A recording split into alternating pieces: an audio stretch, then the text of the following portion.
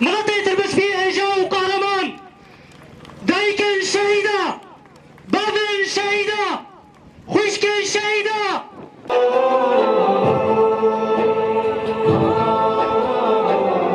أيها الأخوة، أيها الأخوات، زوجات، آباء، أمهات الشهداء، أطفال الشهداء، أرحب بكم جميعا في هذا المكان الطاهر في مزار الشهداء في هذا اليوم المبارك في عيد الشهداء.